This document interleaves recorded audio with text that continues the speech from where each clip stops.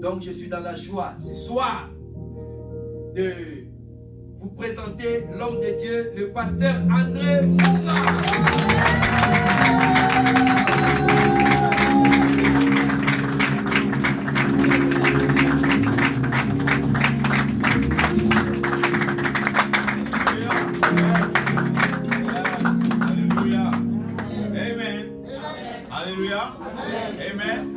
Alléluia. Amen. Je suis très content. Amen. Le pasteur vient de me donner une nouvelle qui m'a fait beaucoup.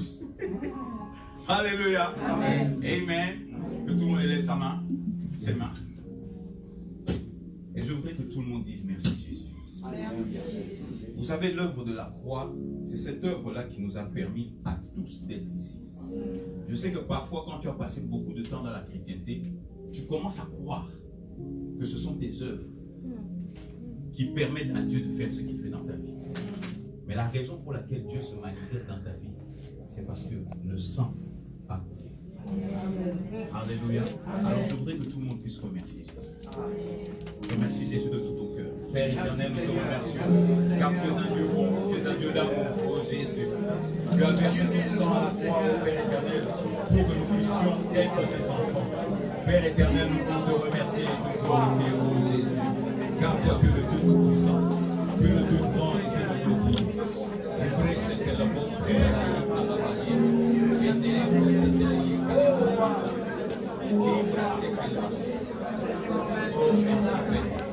Merci, éternel Jésus. Merci, toi, le Dieu tout-puissant.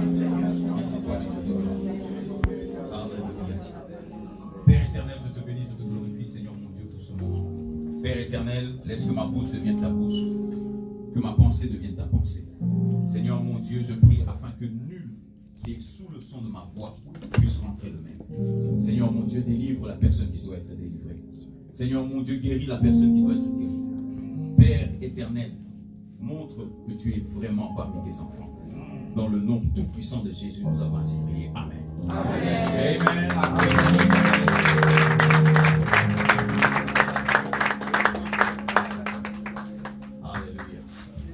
Amen. Je voudrais dire encore une fois merci à tout le monde et surtout pour cette introduction qui me touche tout le temps à cœur. Je n'ai pas compris depuis un certain âge. Je pleure facilement.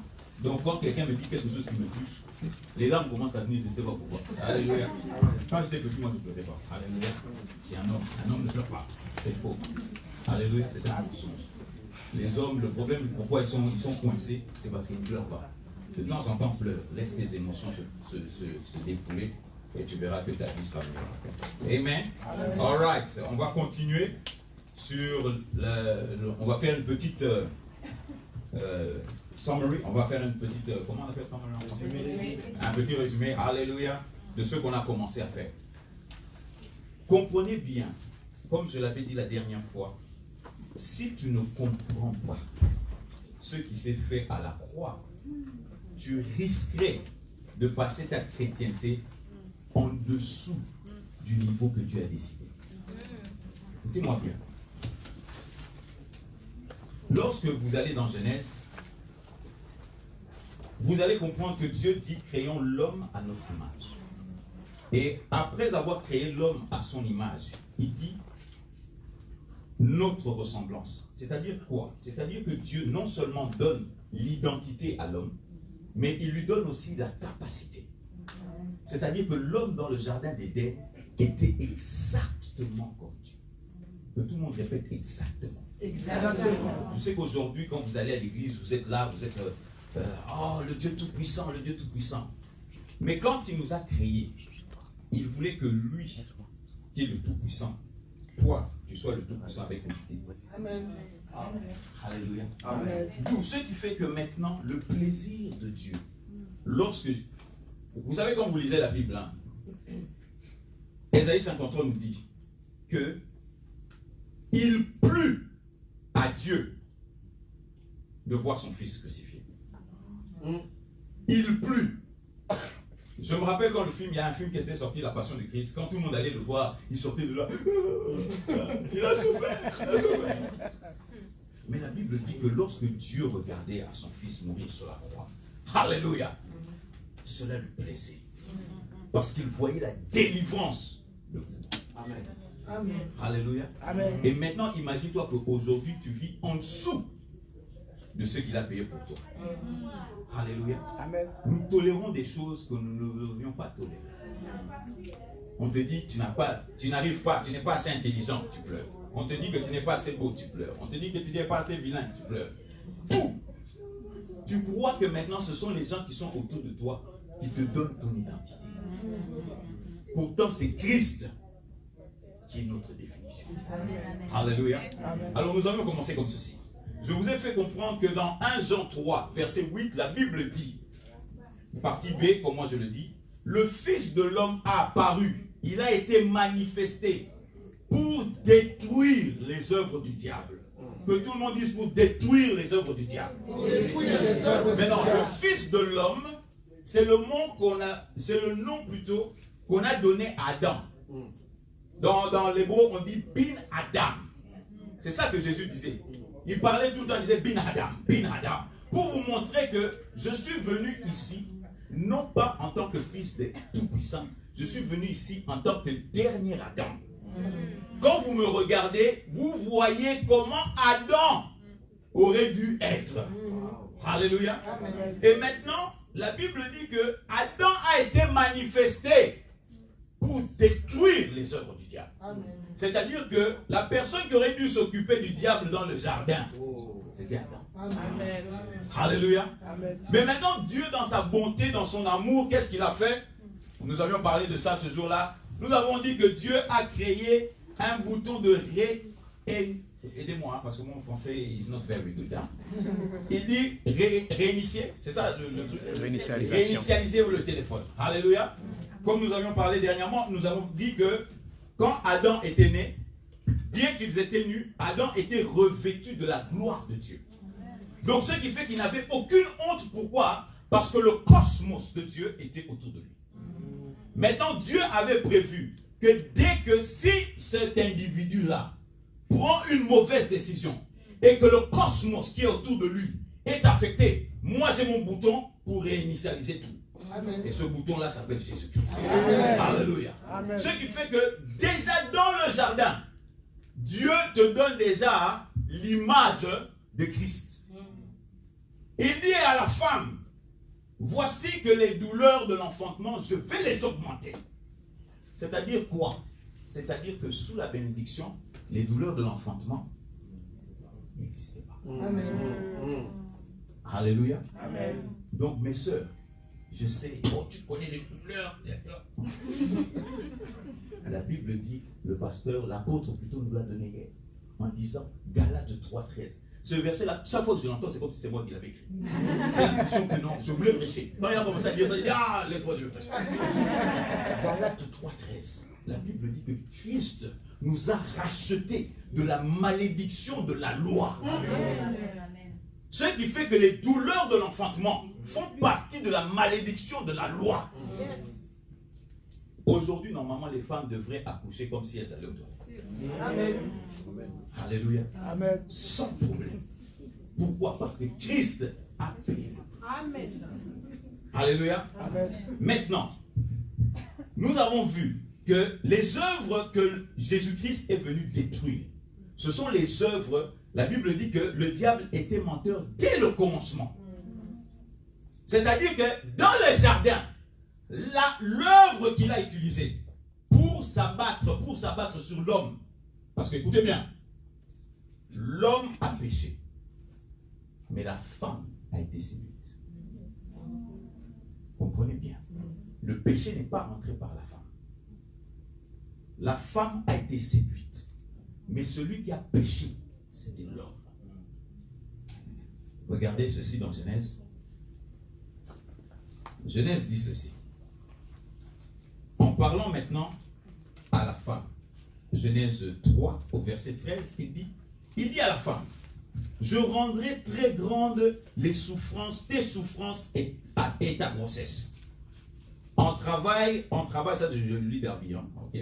En travail, tu enfanteras des enfants et ton désir, que tout le monde dise ton désir. Ton désir. Alléluia. Amen. Je ne sais pas pourquoi, mais Dieu veut que je délivre certaines femmes ici. Il dit, ton désir sera tourné vers ton mari. Écoutez bien. Il dit à la femme, ton désir sera tourné vers ton mari. Donc, c'est-à-dire qu'avant, les désirs étaient tournés où ça?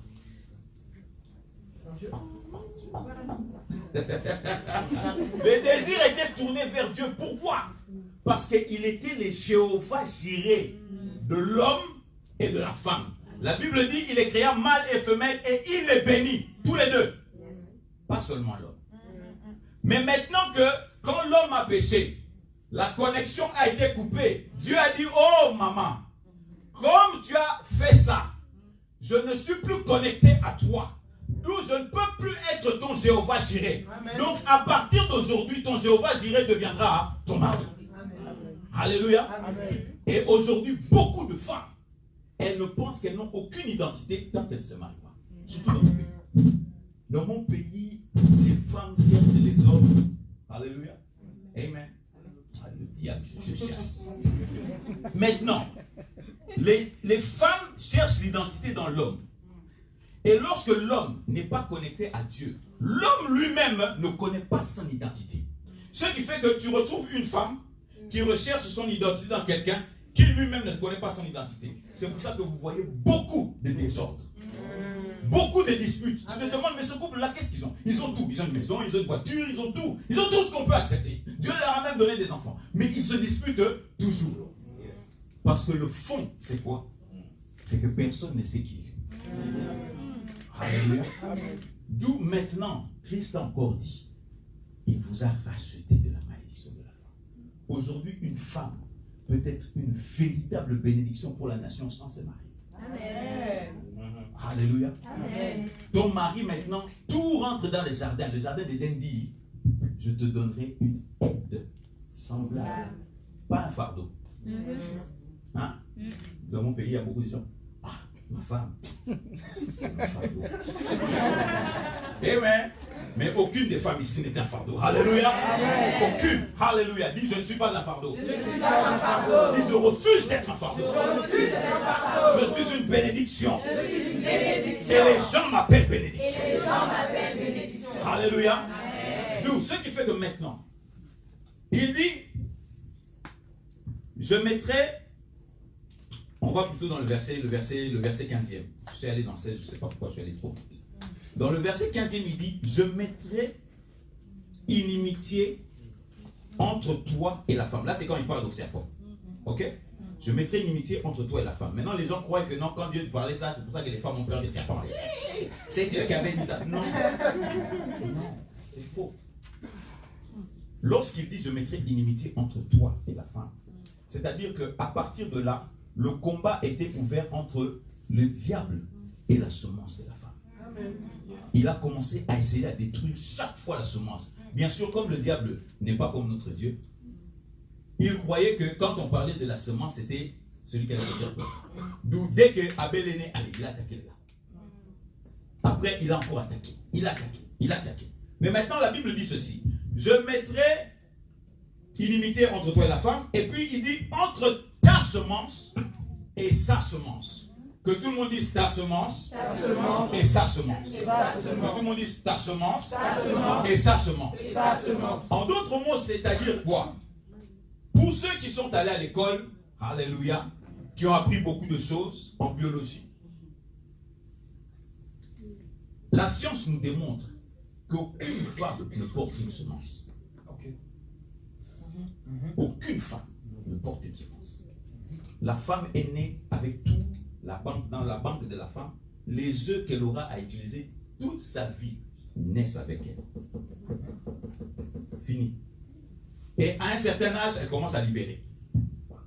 Je crois qu'on appelle ça la puberté. Elle dit, ah, le sang. Jusqu'à un moment où on dit, la science dit, c'est l'âge de la ménopause. C'est-à-dire que la banque, vite, c'est fini, il n'y a plus rien. C'est pour ça que la naissance d'Isaac était un grand miracle parce que la banque de Sarah était vide. Elle n'avait plus rien. Mais maintenant, il dit la semence de la femme. Il donne l'entrée dans l'histoire d'une femme qui donnera naissance à un enfant sans avoir de produit biologique. Est-ce que vous comprenez ça? Amen. C'est ça qu'on appelle la réincarnation. Où Jésus-Christ, calmement, Dieu lui a dit, la puissance du Très-Haut viendra sur toi. Amen. Et c'est fini. Alléluia. Et maintenant, quand on entend ça, on pense que c'est formidable. Mais toi, qu'est-ce qui s'est passé le jour où tu l'as accepté? Le jour de ta nouvelle naissance. Tu as dit, Seigneur, je t'accepte. La Bible dit que la puissance du Très-Haut est tombée sur toi. Et voici qu'aujourd'hui, tu te comportes comme tu ne t'es jamais comporté auparavant. Pourquoi? Parce que la parole est entrée en toi. Amen. Alléluia. Amen. Alors, maintenant, vous voyez que Dieu a parlé de Christ dès le commencement. Et puis, il dit, il y a trois choses. Il y a trois choses que nous avons découvertes le jeudi. Le diable est venu avec cette œuvre ici. Il est venu avec le mensonge. J'ai regardé dans vos dictionnaires francophones. Alléluia. Dites merci Dieu pour les francophones. Alléluia. Amen. Si tu restes longtemps avec moi, tu vas voir que j'ai un problème avec les francophones.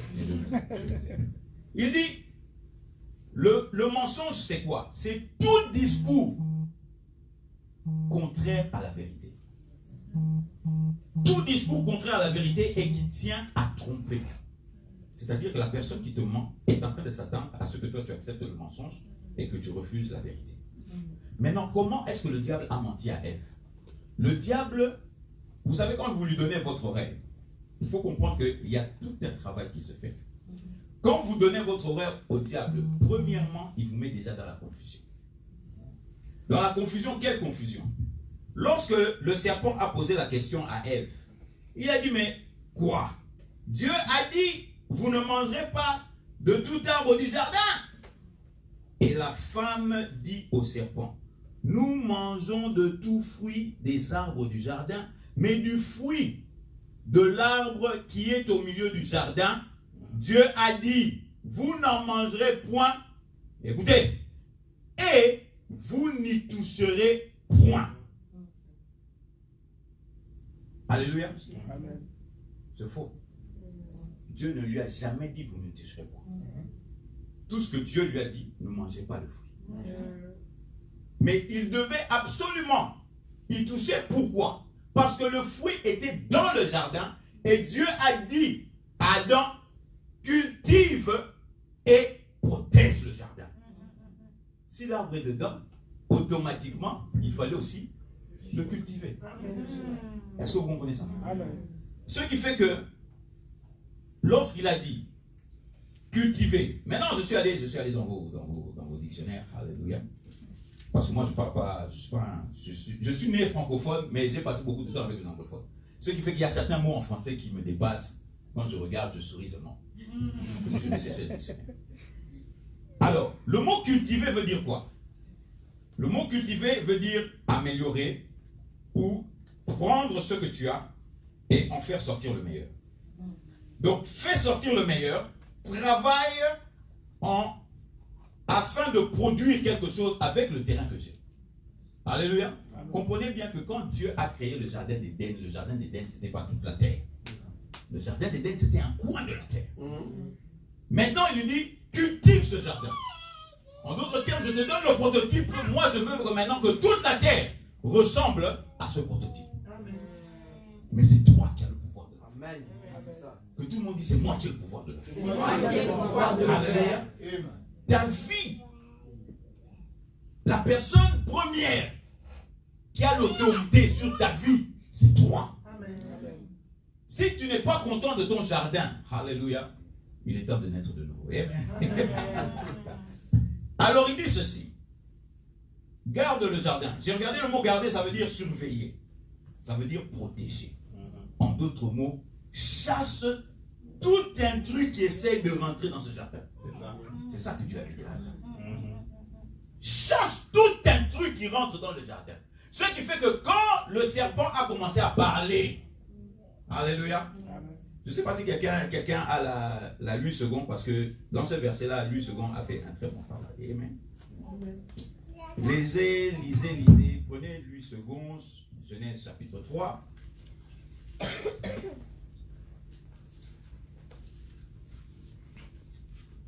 Et lisez le verset 6, s'il vous plaît. Si quelqu'un a 8 secondes, il peut lire ça Tu te lèves, tu lis ça, alléluia, comme si tu avais mangé ce soir. Amen. Genèse 3, verset 6, version Louis II. La femme vit que l'arbre était bon à manger et agréable à la vue, et qu'il était précieux pour ouvrir l'intelligence. Elle prit de son fruit et en mangea. Elle en donna aussi à son mari qui était auprès d'elle. Sorry. Qu'est-ce que tu as dit? Et elle en donna aussi à son mari qui était auprès d'elle. Non. Moi, le film de Jésus, le film que j'ai vu à la télé, on me dit que Adam était quelque part dans les jardins, il se baladait, et puis sa femme est venue. Mange. Il a mangé, et puis Dieu s'est fâché, et puis il les a fait sortir du jardin. C'est pas ce que la Bible dit, hein? Alléluia. Faites très attention à ce que le monde vous raconte de votre propre livre. Vous ne pouvez pas être inspiré de la Bible par les films que vous voyez par Hollywood. Hollywood détruit l'image véritable de la Bible. Par des païens. Les gens qui ne connaissent même pas votre Dieu. Et vous êtes là, oh, j'ai regardé le dernier Moïse. Maintenant, je connais l'histoire de Moïse. Tu connais quoi? Alléluia. Amen. Moïse, lis dans la Bible.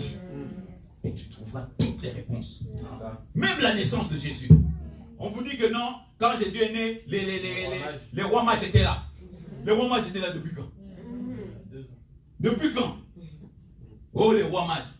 Écoutez, réfléchissez même logiquement par là. La Bible dit que lorsque l'enfant est né, l'étoile a apparu.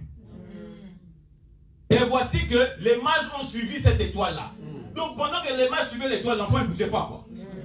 Donc Marie et Joseph, tous, ils étaient en train d'attendre dans la crèche. Dans l'étape. Ils attendaient tous. Attends, on attend les rois mages depuis 2 ans. Alléluia. Et ça vous étonne, hein, c'est marrant. Mais beaucoup de gens, le jour de Noël, on fait la bûche. Il y a les 3 mages. Et les 3 mages, cherchez dans la Bible, là où on parle des 3 mages. Ça n'existe pas, la Bible dit qu'il y a eu des mages. Alléluia. Amen. Et là où je peux encore être d'accord avec Hollywood, quand ils nous ont fait le film de Salomon. Papa, tu as vu quand la reine de Saba est allée voir Salomon? C'était des chariots et des chariots de biens. Quelqu'un a étudié, il a dit, lors que ce jour-là, on a emmené à Jésus, équivalent maintenant à 400 millions de dollars. Donc quand les mages sont partis, la vie de Marie et de Joseph. Amen. Alléluia. Il ne faut pas croire ces films-là, on vous met un Libanais comme ça, qui marche très très maigre, tout ça comme s'il n'a rien dans sa vie. En Égypte, Joseph n'avait pas de métier. Amen. Glory to God. Maintenant, ce qui fait que l'homme a trahi Dieu. Dieu lui a dit, protège ce jardin. Mais pendant que le serpent a commencé à parler à sa femme, moi j'appelle ça la lâcheté même. Pendant que sa femme parlait au serpent, le monsieur était là. Quand la femme a pris le fruit, il a regardé sa femme. Le vieux là avait dit que tu vas mourir. Je veux voir d'abord si toi tu meurs. Si tu ne meurs pas, alors je mange le fruit. Mais quand elle a mangé le fruit, la Bible dit que ses yeux se sont ouverts. Comment ça, ses yeux se sont ouverts? Plus qu'elle avait vu que le fruit était bon à manger. Mais qu'est-ce qui s'était passé? Dès qu'elle a mangé le fruit, ses yeux de l'esprit se sont fermés. Et ses yeux de la chair se sont fermés. Ah, ça même. Ah. Et elle a commencé à voir qu'ils étaient punis. Et le monsieur, la femme qui a été trompée, le monsieur a pris le fruit et lui a péché devant son Dieu. Alléluia. D'où ce qui fait que maintenant, le diable est venu pour faire 3 choses dans la vie de ces gens-là. Premièrement, il a fait rentrer le mensonge. Et je vous ai dit, dès que vous donnez votre horaire au diable, vous commencez déjà à rentrer dans la confusion. Cette femme a écouté le diable, elle a commencé à dire quelque chose que Dieu n'avait pas dit. C'est ce que moi j'appelle la deuxième pensée. Si tu permets à la deuxième pensée de rentrer, ta chute est très proche. Regardez Jésus. Il est venu lui dire, papa, si c'est toi le Fils de Dieu, toute cette pierre, fais-en du pain. Jésus pouvait lui dire, papa, toi tu me demandes quelque chose de facile comme ça. Hein? Mais Jésus est resté dans la parole. Il a dit, la parole déclare qu'on ne mangera pas seulement le pain, mais toute parole Tout ce qui fait que la différence qu'il y a entre Jésus et Adam, c'est que Jésus est resté dans la parole. Amen. Adam a laissé la deuxième pensée rentrer. C'est ça. On te dit que l'Éternel va te bénir. On te dit que l'Éternel va prendre soin de toi. Maintenant, toi, le propriétaire vient, il te dit, bon, si tu ne payes pas vendredi, moi je te chasse. Maintenant, toi, qu'est-ce que tu fais? Tu laisses rentrer la deuxième pensée. Et si Dieu ne donne pas? Alléluia. C'est pour ça qu'on échoue. Vous allez voir que la raison pour laquelle beaucoup de chrétiens échouent, c'est à cause de la deuxième pensée. Toujours c'est et si, et si. Alléluia. Alors, le diable est venu avec le mensonge. Le mensonge, dès qu'il est accepté, vous conduit à ce qu'on appelle le meurtre. La Bible dit que le diable était meurtrier dès le début. Le meurtre dans la Bible ne veut pas dire « pah, je te tue ». Le meurtre dans la Bible veut dire qu'il y a séparation entre toi et ton Créateur. Est-ce que vous avez déjà remarqué que toute chose qui a été créée retrouve sa source quelque part? Alléluia. Yes. La preuve, même quand un enfant est né, il y a ce qu'on appelle le cordon. Un arbre, pour qu'il grandisse, il faut qu'il soit attaché à sa racine. Mais voici que l'homme, lorsqu'il a péché, il a été coupé de sa racine. Alléluia. Et ça a pris 900 ans au diable pour apprendre à Adam comment mourir. Adam ne savait pas comment mourir. C'est quelque chose qu'il ne connaissait pas. Il a fallu qu'on lui apprenne. Et maintenant, si vous allez dans Proverbe 18, verset 21, la Bible dit, la vie et la mort se trouvent ça. Amen. Ce n'est pas le diable qui a tué Adam. Ce n'est pas Dieu qui l'a encore tué. Mais c'est sa propre langue. Il fallait que le diable lui apprenne comment utiliser sa langue pour te faire du mal. D'où ce qui fait que ça lui a pris 900 ans. Mais est-ce que vous avez remarqué que au fur et à mesure que les années passaient, ça descendait? Parce que l'homme commençait à devenir un pro à se tuer. Alléluia. Devenir un pro dans le suicide. Amen. Et aujourd'hui, on envoie des textos et puis tu vois les gens qui t'envoient des MDR. Je suis mort de rire. Right. Attends seulement le jour où tu vas bien mourir de rire. Amen. Et avec ça, il a fait rentrer le péché. Et comme je vous l'avais dit la dernière fois, le péché a ces trois manifestations. La pauvreté, la maladie et la mort.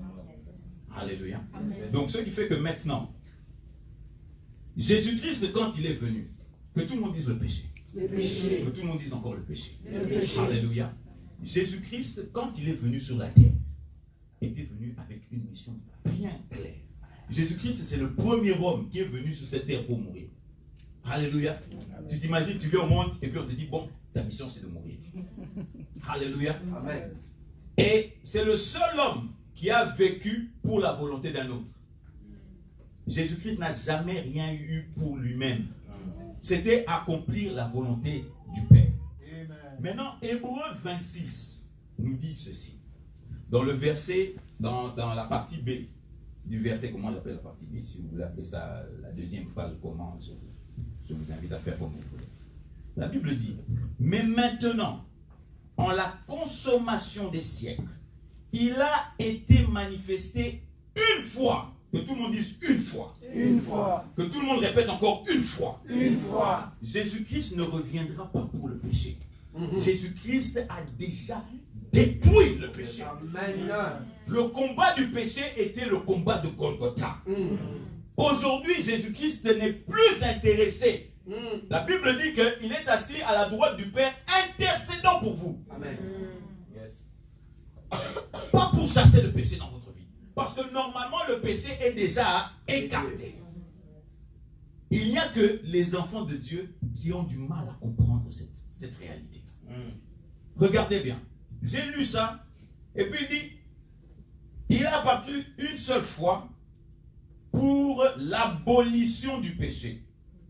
Bien sûr, quand j'ai vu abolition, j'ai regardé, parce que c'est un gros mot pour moi. J'ai regardé d'autres versions.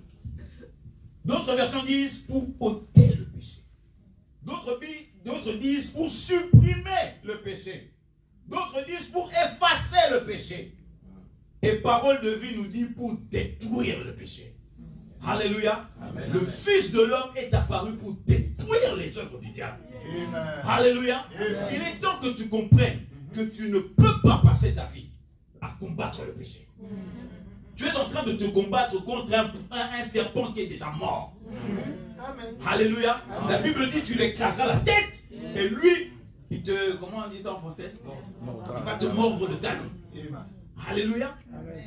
Le diable est comme mon apôtre l'a dit hier. Alléluia. Je vous dis, cette parole-là m'est rentrée. Ça m'a fait... Oh, c'est un petit joueur. Amen. Le diable ne peut pas jouer avec toi. Le diable ne peut pas mettre sur toi ce que toi tu ne veux pas. Et il faut le faire comprendre. Ce n'est pas parce que tu as échoué la première fois que tu vas échouer la deuxième fois. Amen. Tu dois continuer. Tu dois te battre jusqu'au moment où il est que nous sommes plus que vainqueurs. Alléluia. Et comme dirait mon frère, nous sommes plus que conquérants. Amen. Amen. Alléluia. Je n'ai pas oublié le message, papa, je regarde ça. Amen. Tu es révélé. Je lis ça.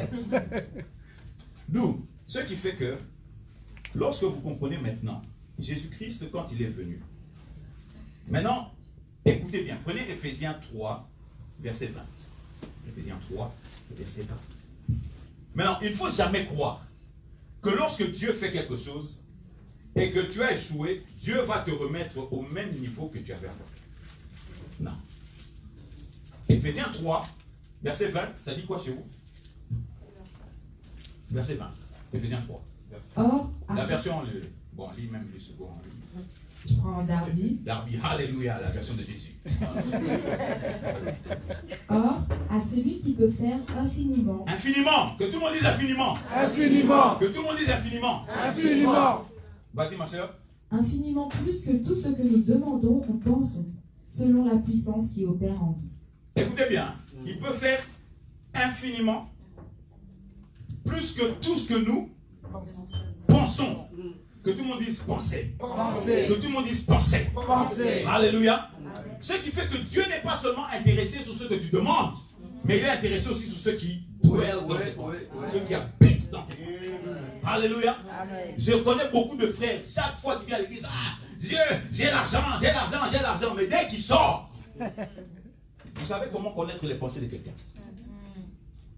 Pour connaître les pensées de quelqu'un, la seule chose à faire, c'est de mettre la pression sur lui.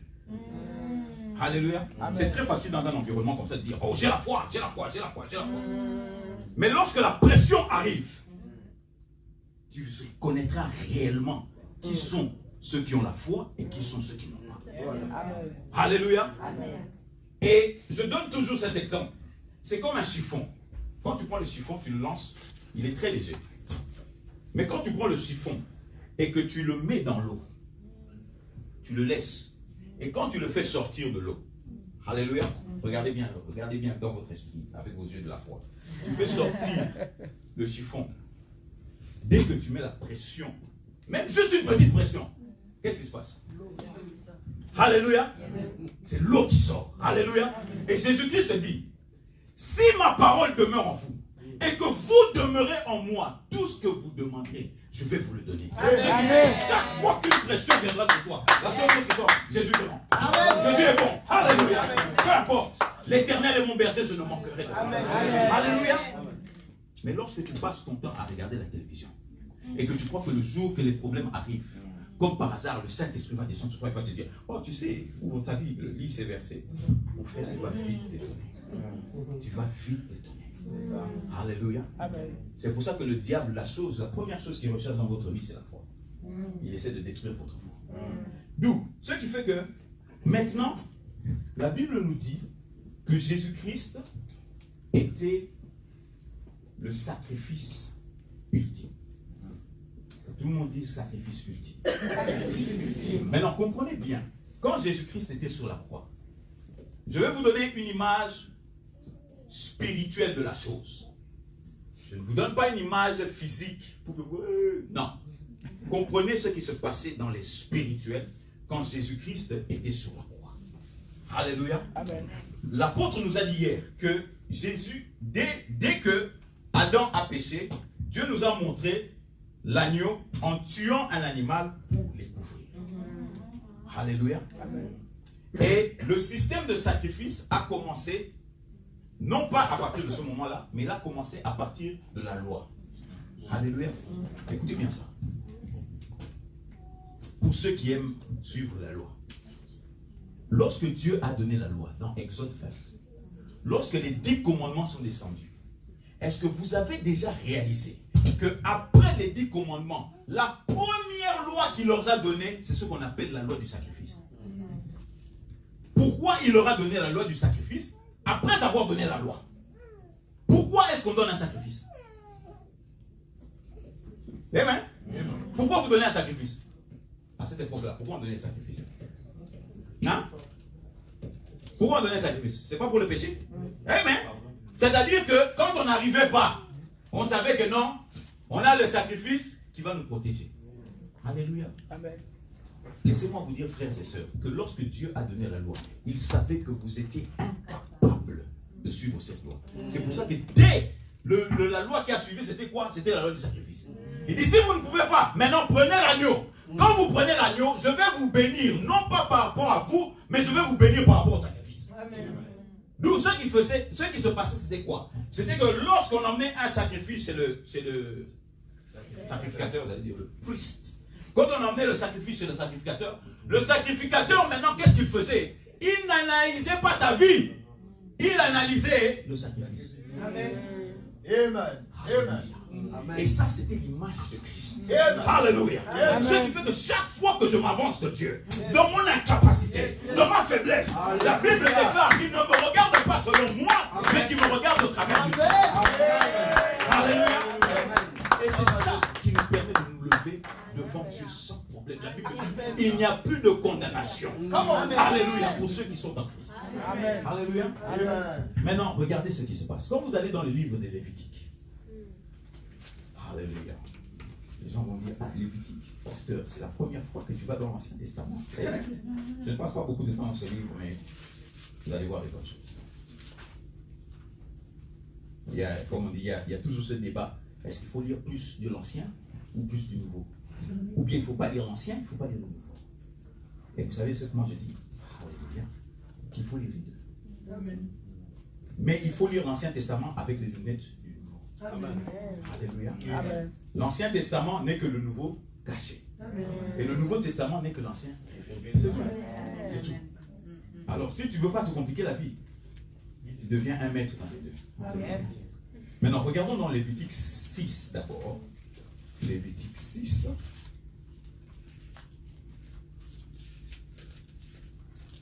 Lévitique 6.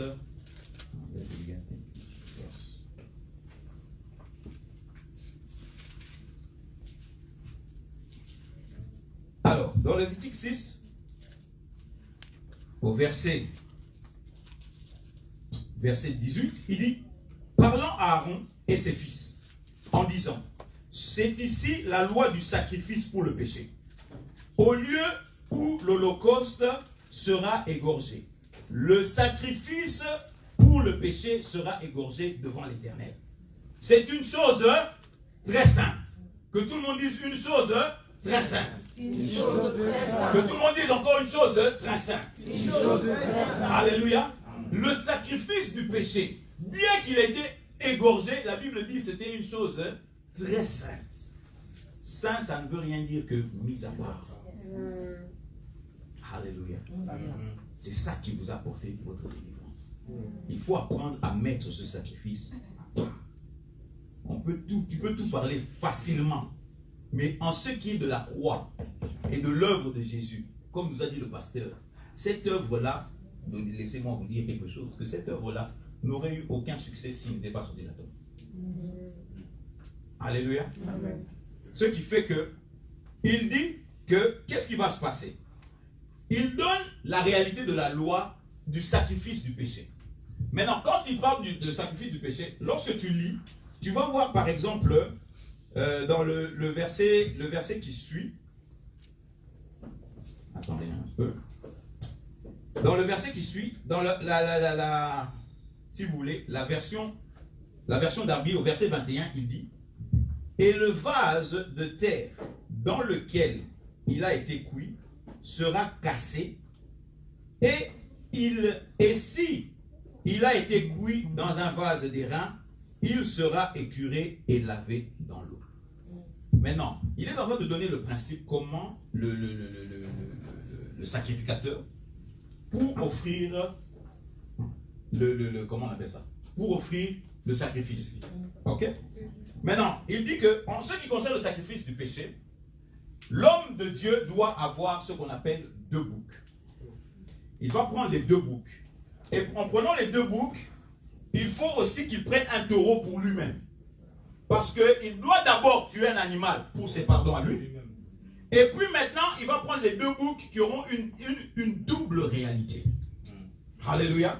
Yes. Maintenant, en prenant ces 2 boucs, il dit, nul sacrifice dont le péché dont le sang sera porté dans la tente d'assignation pour faire propitiation dans le lieu saint ne sera mangé, mais il sera brûlé.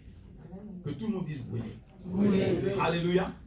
Cette loi n'était rien d'autre que vous emmener dans le, si vous voulez, les previews. Comment on appelle les previews en français? Quand un film va sortir, on te met un preview. Voilà. C'était juste pour donner la bande d'annonce de ce qui va se passer sur la croix. Je voudrais vous parler de ce qui s'est passé plutôt entre entre la croix et le royaume. Jésus-Christ est allé s'asseoir. Que tout le monde dise assis. Assis. Que tout le monde dise encore assis. Assis. Vous allez voir que, en ce qui concerne l'offrande du péché, l'homme de Dieu qui offrait l'offrande pour le peuple restait debout.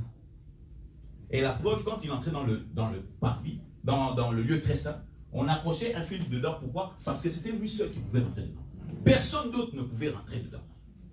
Et il restait debout en tout moment. Et s'il tombait, on savait que Dieu a refusé le sacrifice. C'était fini. Donc il n'y avait pas d'autre choix. Mais la Bible dit que Jésus-Christ est entré dans le tabernacle non fait de main d'homme. Il est rentré une fois pour toutes. Que tout le monde dise une fois pour toutes. Une fois pour toutes. Il est rentré non seulement pour le pardon des péchés, mais la Bible dit pour une rédemption éternelle. Amen. Alléluia. C'est-à-dire qu'aujourd'hui, si quelqu'un qui le connaît, qui l'a connu, et se retrouve dans le péché, la Bible dit qu'il n'y aura pas d'autre sacrifice, mon frère, à part celui de Jésus-Christ. D'où, c'est à toi, si tu te retrouves dans ce qu'on appelle, moi j'appelle le désordre ou l'ignorance, c'est à toi de réaliser qu'il n'y aura pas d'autre sacrifice. Donc ce que je dois faire, je dois rentrer à Jésus-Christ et je dois me remettre sous le sang afin que le sang me lave et que je sois purifié pour continuer mon chemin. Amen. Est-ce que vous comprenez ça? Amen. Donc ce qui fait que maintenant, Adam perdant la connexion avec Dieu, l'arrivée de Jésus-Christ était simplement de remettre cette connexion. Amen. Alléluia. Amen. Et comme je vous dis, nous avons lu tout à l'heure, il fait infiniment au-delà de ce que nous pensons. Frères et sœurs, comprenez qu'aujourd'hui, l'œuvre que Christ a faite ne peut être comparée à ce que Adam a fait. Amen. Ce que Christ a fait aujourd'hui, au moment d'Adam, il n'y avait pas d'homme dans le ciel. Aujourd'hui, nous avons un homme dans le ciel. Alléluia. Alléluia. Aujourd'hui, nous avons Jésus-Christ qui te représente dignement dans le ciel. La Bible dit qu'il a été tenté en toutes choses. Alléluia. D'où il n'y a pas une seule tentation que toi tu peux avoir qui fera à Jésus de dire en tout cas ça. Là, c'est compliqué. Je ne sais pas ce qu'on va faire pour t'aider pour que tu changes. Alléluia. C'est pour ça que je pense que même l'homme le plus mauvais au monde a droit au salut. Amen. D'où ce qui fait que maintenant, la réalité, quand Jésus-Christ est allé sur la croix, je vais partager avec vous une réalité qui se passe ici. L'homme de Dieu, lorsqu'il a porté les boucs, c'est ça, il devait mettre les mains sur l'animal pour qu'il y ait un transfert entre lui et l'animal.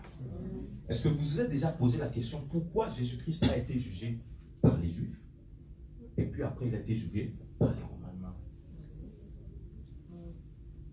Alléluia. Amen.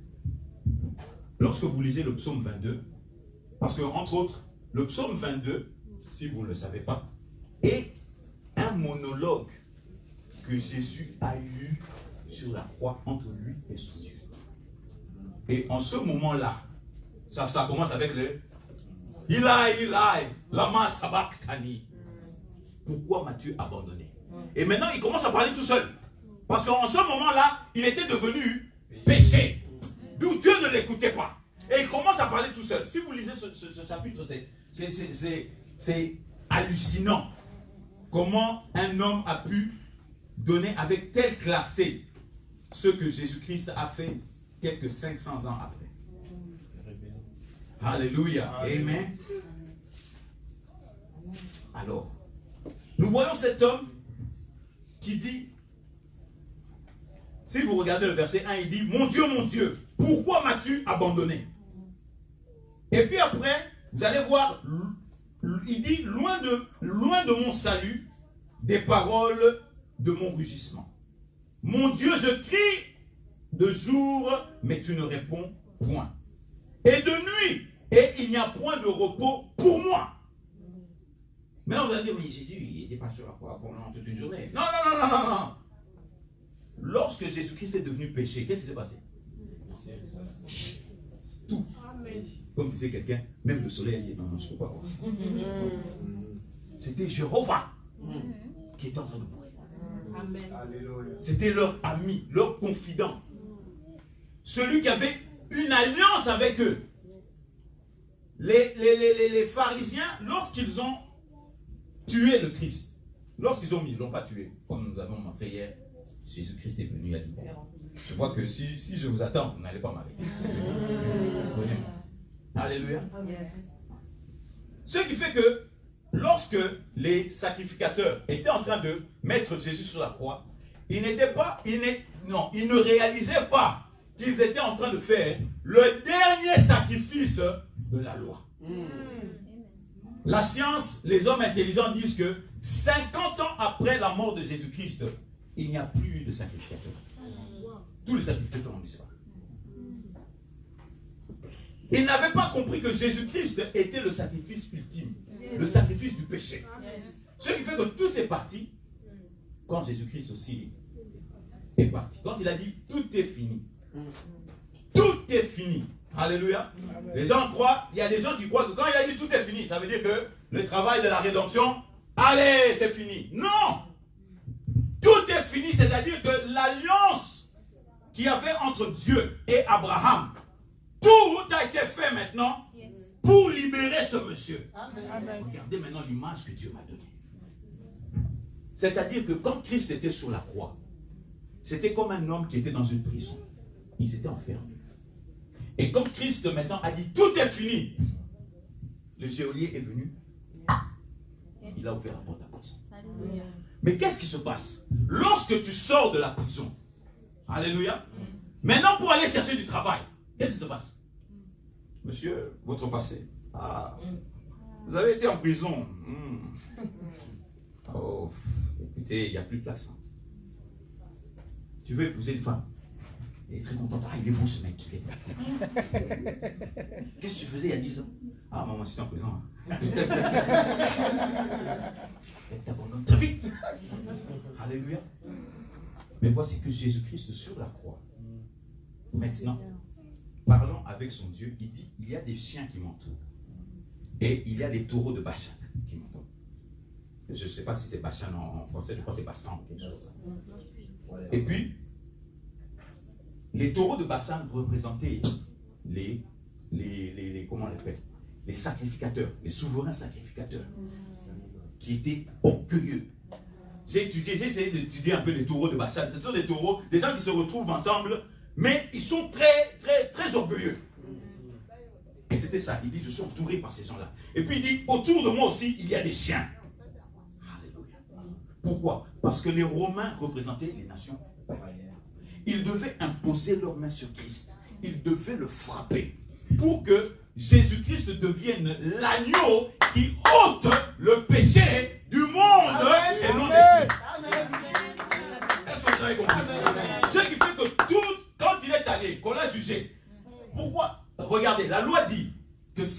essaie de se représenter Dieu, il faut le lapider jusqu'à mort. Vrai ou faux? C'est pas ceux qui ont commencé. Quand Jésus-Christ a dit, avant Abraham, je suis El Shaddai. Hey! Bon, ils ont commencé.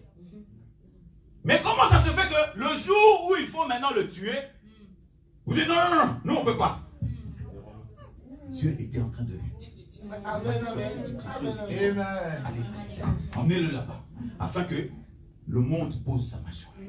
Et vous aussi posez sa main sur lui. De façon à ce que lorsqu'il est sur la croix, lorsqu'il dit tout est fini, ce n'est plus seulement pour vous les Juifs, tout est fini, même pour les gens du monde. Alléluia. Il a payé le prix total. Ce qui fait que maintenant, dans les deux boucs qui étaient donnés, Jésus-Christ, quand vous allez lire, vous allez prendre Ésaïe 53, verset 9, la Bible dit qu'il était avec le riche dans sa mort. Alléluia. Mais si vous prenez les textes originaux, vous allez voir que ce n'est pas la mort au singulier, mais c'est la mort au pluriel. Alléluia. Amen. Dans ces morts, c'est-à-dire que Jésus-Christ est mort 2 fois. Il n'est pas mort 1 fois. Si vous connaissez Jésus-Christ, la Bible dit qu'il est né par la puissance du Saint-Esprit. Alléluia. Amen. Question, Jésus-Christ était-il mortel ou immortel? Hein?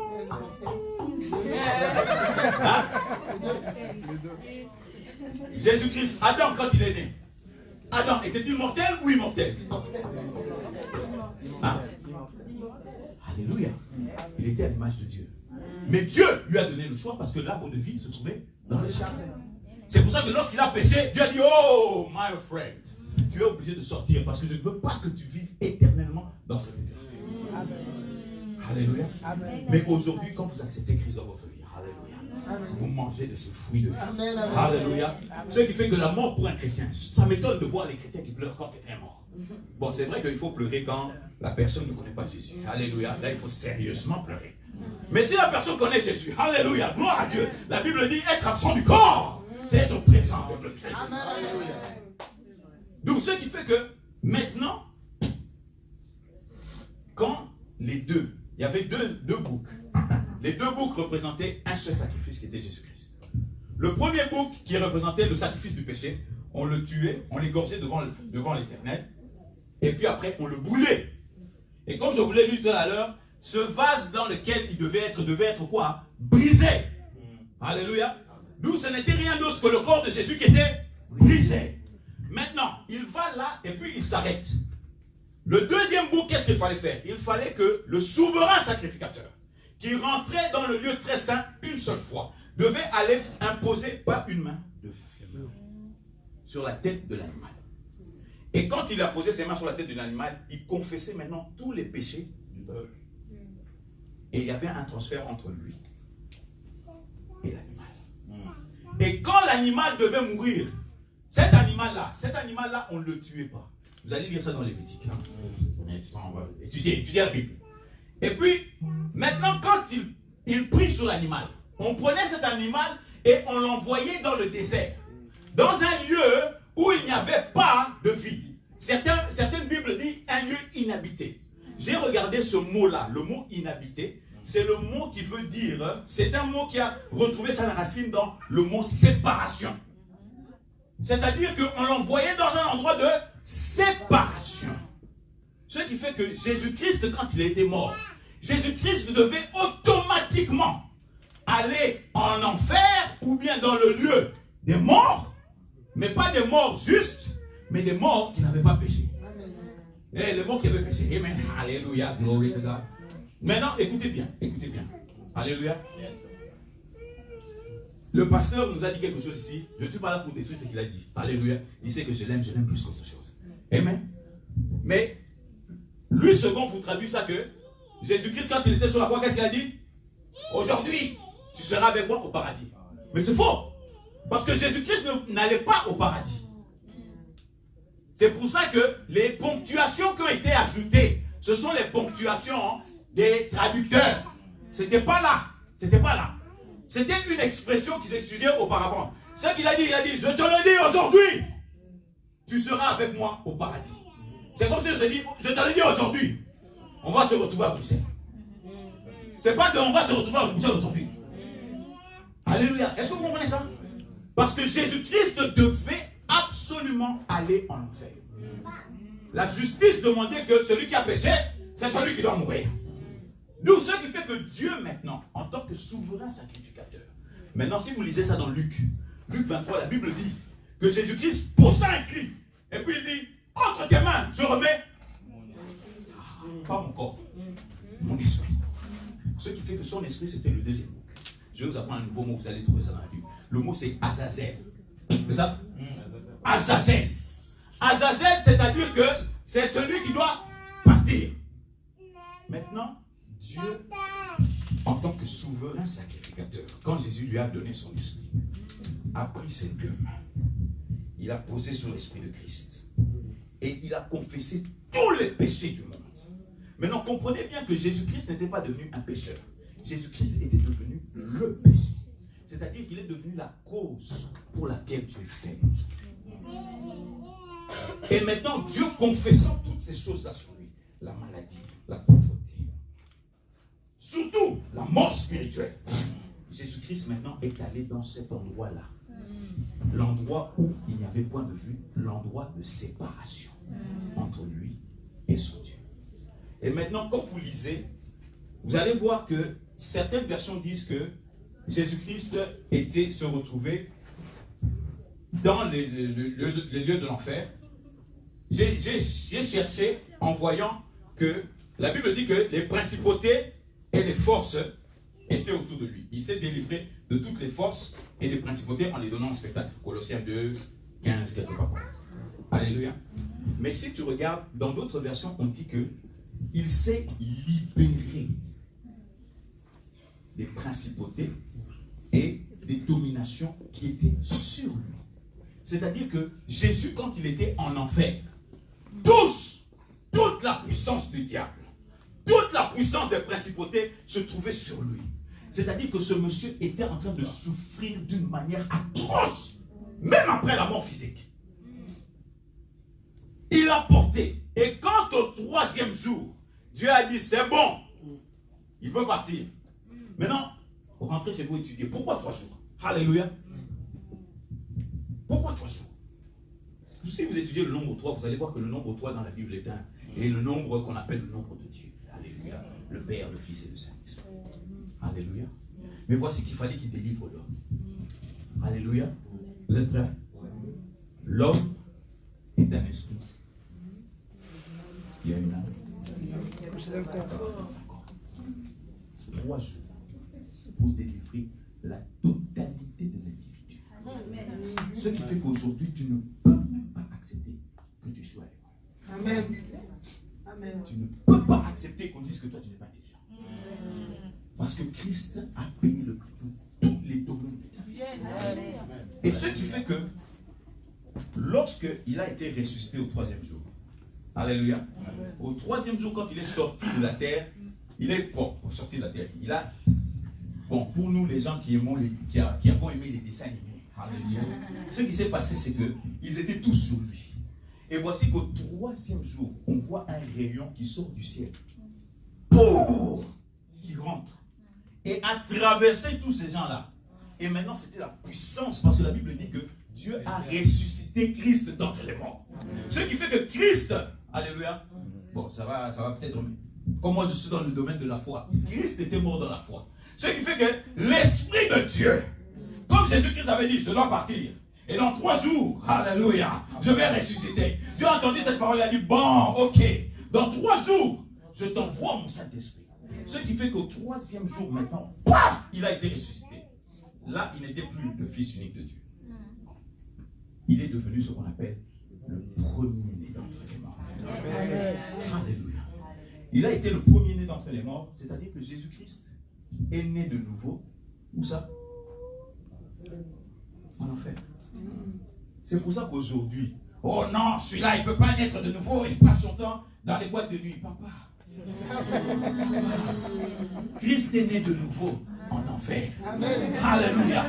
Donc cet individu-là peut être attrapé partout où il ira. Amen. Alléluia. Amen. Il n'y a pas un seul endroit. Moi, je ne vais pas prêcher là-bas parce que Jésus-Christ revient. Vous avez remarqué ça? Il n'y a plus le temps de commencer à dire, oh, moi, je choisis les endroits où je vais prêcher. On prêche la parole. La Bible dit, saison favorable ou non favorable. Alléluia. Jésus-Christ revient bientôt. Amen. Amen. Alléluia. Donc, ce qui fait que maintenant, Christ a porté de vos péchés et il a payé le prix en enfer comme sur la croix. Ce qui fait que maintenant, vous avez en vous non seulement l'habilité, la personne même de Dieu en vous. La Bible dit que lorsqu'il est mort sur la croix, le voile est tombé.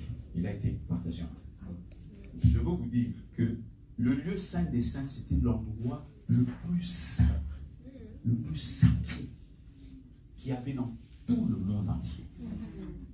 Et le Saint-Esprit a quitté cet endroit-là pour que lorsque Jésus sorte, que maintenant, il vous donne un accès afin de devenir le temple de Dieu. C'est-à-dire que la chose la plus sainte qu'il y a sur cette terre aujourd'hui, c'est toi. Amen. Alléluia. Amen. Il est temps de commencer à réaliser que Dieu ne vous a pas appelé à collaborer avec ce qui se passe. Mais vous a appelé à dominer sur le monde. Amen. Occupez le monde. Soyez réellement ce que Dieu a toujours voulu que vous soyez. Arrêtez de croire que vous êtes faible. La Bible dit, Philippiens 4, au verset 13, je puis toutes choses par celui qui me fortifie. Il n'y a rien que tu ne peux pas faire. Amen. Même la maladie que le diable est en train d'essayer de mettre sur toi, cette maladie-là est nulle et non aveugle. Amen. Parce que celui qui est en toi, et nous allons tous nous lever, est beaucoup plus grand que celui qui est dans les Amen. Alléluia. Alors, je veux que tu comprennes. En ce qui est de la malédiction, en ce qui est de la bénédiction, en ce qui est de la pauvreté, en ce qui est de la maladie, et toutes ces mauvaises choses que le diable essaie de vous faire croire que ce sont des parties de la vie. Moi, j'entends des trucs qui me font très rire. Des gens qui me disent, ah, mais tu sais, ça c'est la vie, ça. Nous sommes des hommes. Je veux vous faire comprendre que vous n'êtes plus des hommes. Vous êtes des surhommes. Amen. Alléluia.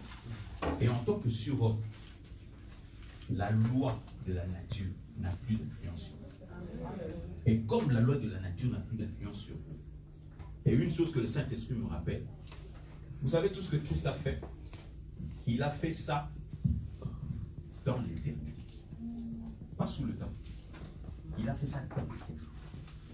Et l'éternité, c'est un éternel maintenant. C'est un éternel maintenant. Ce qui fait que l'œuvre de Jésus-Christ, toi tu crois seulement quand tu penses à l'œuvre de Jésus-Christ, il y a quelque chose. L'œuvre de Jésus-Christ est vivante chaque jour, actuelle, et le sang de Jésus-Christ coule sur toi tous les jours. Comme ma soeur me disait, on pensait avant qu'un moment, comme ça fait un mois que j'ai plus prié, Seigneur, mets le sang sur moi. Le sang a séché, il me colle maintenant. Alors je demande, mets-moi, allez, mets-moi un nouveau seau. Non, le sang de Jésus. Si tu vas dans 1 Jean, verset 2, 1 Jean chapitre 2, au verset 3, non, c'est dans 1 Jean 1, 8, il dit que le sang de Jésus coule. Il coule. Alléluia. Parfois, vous n'êtes pas, vous savez, on n'est pas tout le temps super spirituel. Alléluia. Mais Dieu continue à nous regarder comme si nous étions super spirituels. Ce qui fait que même dans tes faiblesses, si on te dit, papa, prie pour l'enfant, dès que tu imposes la main, la puissance de Dieu se met. Alléluia. Alors je veux que tu regardes maintenant à ta vie. Regarde ta vie et pense maintenant. Parce que je sais que nous tous, on aime toujours dire, ah, je ne suis pas là où je devrais être. Mais ce qui est sûr, c'est que tu n'es pas là où tu es. Alléluia. Alors je veux que vous réalisiez que Jésus-Christ, quand il est mort, il n'a pas dit que, ma fille Monica, tu réussiras. Quand il a fait son œuvre, il a fait ça dans l'éternité. Ce qui fait que dès le moment où il a fait, le succès s'est attaché à toi pour ne jamais te lâcher. Et comme vous avez reçu le succès, pour ne jamais échouer, tout ce que vous voyez, ce ne sont que des mensonges. Alléluia. Tu crois que, oh, je n'ai pas encore trouvé mon mari. C'est un mensonge. Oh, je n'ai pas l'argent. C'est un mensonge. Oh, j'ai la maladie. C'est un mensonge. Le diable sait que tu ne peux plus échouer. Alléluia. Alors, élevons nos mains. Élevons nos mains et que tout le monde réalise sa vie maintenant. Alléluia. Et tu vas demander à l'Éternel, Seigneur, que cette réalité devienne vie au-dedans de moi. Je ne veux pas simplement être parmi ceux qui crient de la résurrection et qui ne la vivent pas. Je veux vivre. Tu as payé pour tout. Même si tu penses que, oh non, je ne suis pas assez fort spirituellement, Jésus-Christ a payé le prix pour que tu sois archi spirituel. Ce qui fait que même si tu ne connais pas toute la Bible, ce que tu connais déjà, c'est plus facile. Alors, accepte de tout ton cœur maintenant. Je vais te donner 2 minutes. Parle à ton Dieu. Dis-lui que papa, le rêve qui est au-dedans de moi, c'est ça.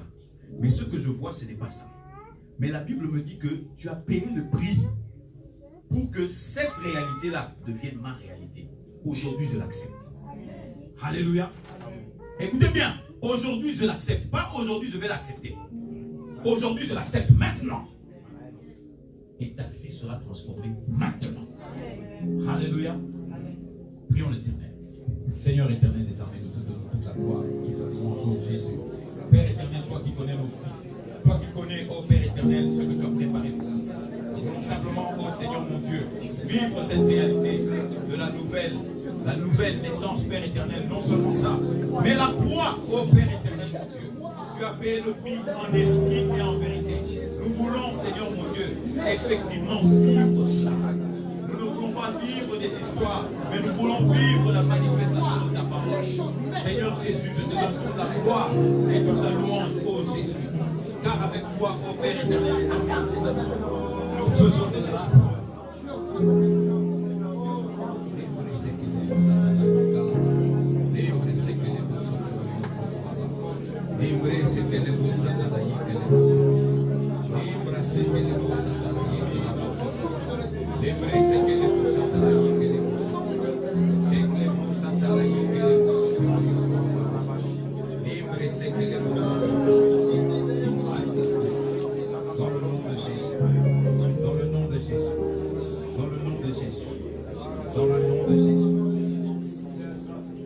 Répétez après moi. Seigneur des armées, aujourd'hui, j'accepte cette réalité de ma délivrance en esprit, en pensée et en action. Je déclare aujourd'hui que la parole de Dieu est une vérité dans ma vie. Et je refuse les influences du mensonge. Je refuse les influences de la pauvreté. Je refuse les influences de la maladie. Je déclare que je suis libéré totalement de la maladie, totalement de la pauvreté, totalement de la malédiction. Et je déclare que les plus beaux jours de ma vie commencent aujourd'hui au nom de Jésus. Amen.